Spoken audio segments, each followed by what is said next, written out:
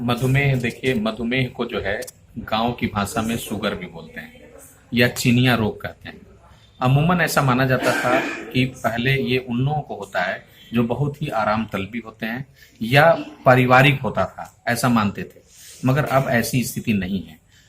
जो पहला कारण है आराम तलबी, वो तो कारण है, वो तो मेन कारण है।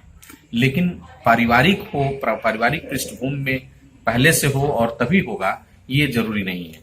आपको जानकर ताजुब होगा कि हमारे देश में 8 करोड़ से ज्यादा लोग इस समय शुगर के मरीज हैं, डायबिटिक हैं, और उससे भी ज्यादा लोग डायबिटिक होने के कगार पे हैं, जिनको आने वाले साल, 2 साल, 3 सालों में डायबिटिक होना ही होना है।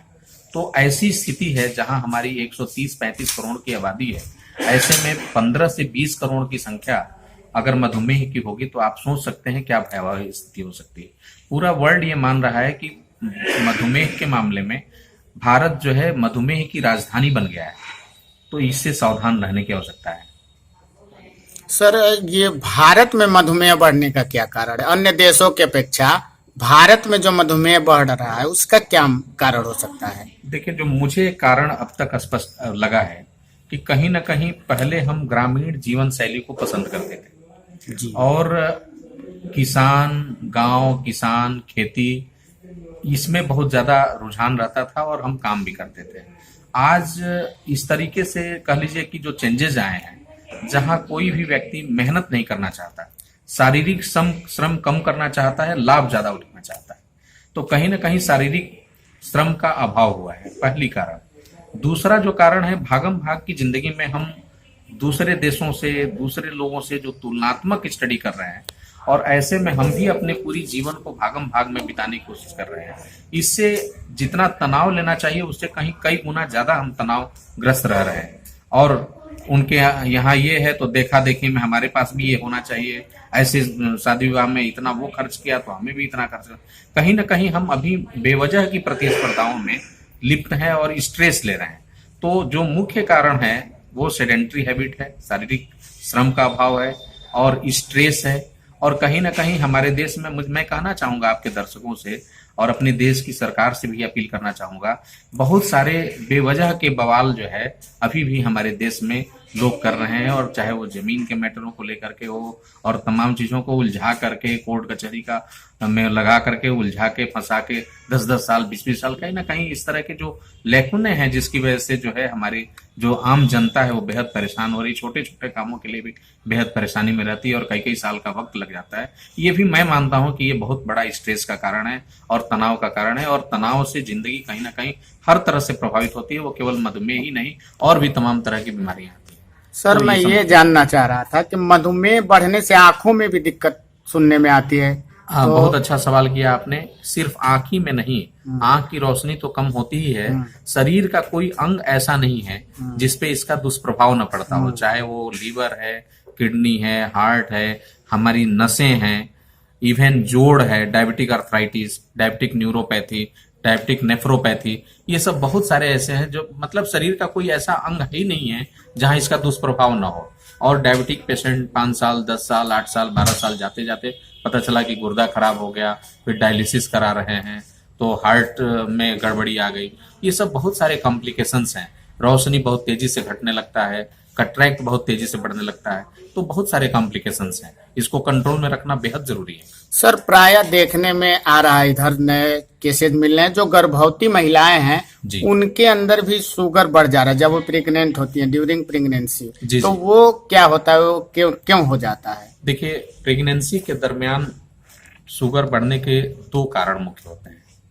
एक, ऐसे परिवार जहाँ पे संपन्नता है, खान पान बहुत अच्छा कराने लगते हैं लोग, सारी व्यवस्था होती है, तो कहीं ना कहीं बहुत खान पान में रिच डाइट लेने लगते हैं लोग, जिसकी वजह से भी शुगर कभी कभी बढ़ता है। वो शुगर जो बढ़ता है, जब हमें ये जानकारी, हम चिकित्सकों को ये जानकारी होती है कि खान पान में कहीं ना कहीं बहुत रिच प्रोटीन और रिच तमाम चीजें ली जा रही हैं जिसकी वजह से बढ़ा है, तो हम मान के चलते हैं कि क्षणिक बढ़ा है और ये धीरे धीरे कंट्रोल हो जाएगा। उनको नियमित खान पान और इनको एक्सरसाइज और ये सब चीजें बताते हैं।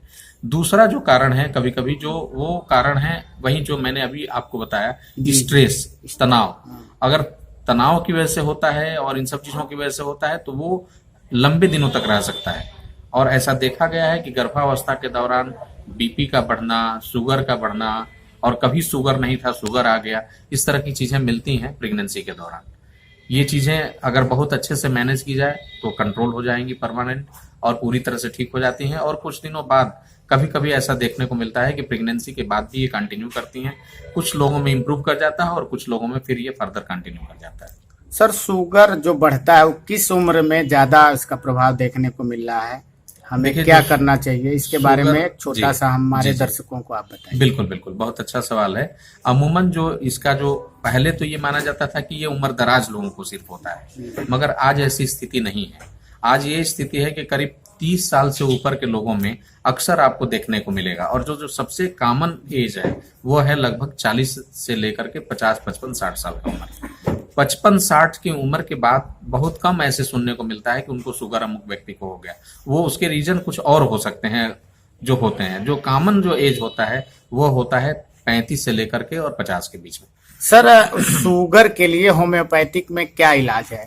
प्रायः देखा जाता है कि लोग होम्योपैथिक में न जा करके ये अंग्रेजी दवाइयों की तरफ बढ़ते हैं कि शुगर इसी से ठीक हो सकता है, लेकिन सुनने में आ रहा है कि होम्योपैथिक से बहुत जल्दी शुगर कंट्रोल हो रहा है। तो इसके बारे में आप हमारे दर्शकों को बताएं। बिल्कुल बिल्कुल, बहुत अच्छा सवाल किया आपने, क्योंकि कॉमनली आदमी ये सोच मान लेता है कि शुगर जो है के लिए एलोपैथिक टैबलेट ही सबसे कारगर है। मैं ऐसा नहीं मानता। मैं एक चिकित्सक होने के नाते आपको बताना चाहता हूं कि होम्योपैथी में भी बहुत अच्छा इलाज है।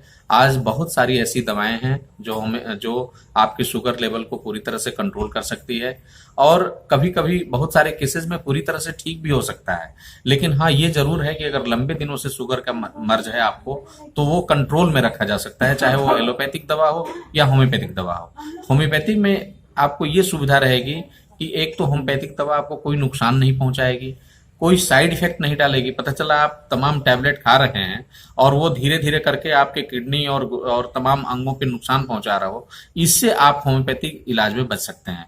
होम्योपैथिक दवा बेहद कारगर है इसके लिए। साथ साथ आपको थोड़ा सा बस ये है कि आप अपना दिनचर्या ठीक करना चाहिए, लाइफ स्टाइल, खान पान को वो देखना चाहिए, और इसके साथ साथ जो है योगा, प्राणायाम और नियमित व्यायाम, टहलना और खान पान में हरी साग सब्जियों का प्रयोग करें।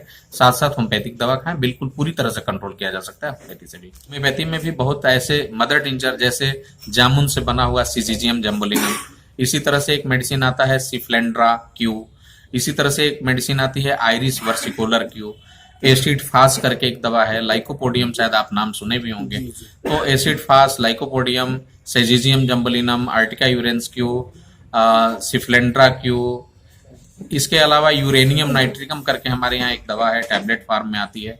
ये सब दवाएं बेहद कारगर है। और जैसे अंग्रेजी दवा में टैबलेट खा करके आप इसको कंट्रोल करते हैं, उसी तरह से आप होम्योपैथिक दवा में इन दवाओं के ड्रॉप को लेकर के आप इसको बहुत अच्छे तरीके से कंट्रोल कर सकते हैं। और मैं ये मानता हूं कि 50% केसेस में अगर उनका प्रॉपर ट्रीटमेंट किया जाए, होम्योपैथिक ट्रीटमेंट जिसको हम कॉन्स्टिट्यूशनल ट्रीटमेंट कहते हैं, जिसको होलिस्टिक अप्रोच कहते हैं, सिंगल मेडिसिन का जो अप्रोच होता है, अगर उनकी सारे पूरे हर फीचर्स को लेकर के और बढ़िया दवा को सिलेक्ट किया जाए और उस दवा को साथ में चलाया जाए या सिर्फ उसी दवा को चलाया जाए, तो हमेशा के लिए ठीक भी किया जा सकता है।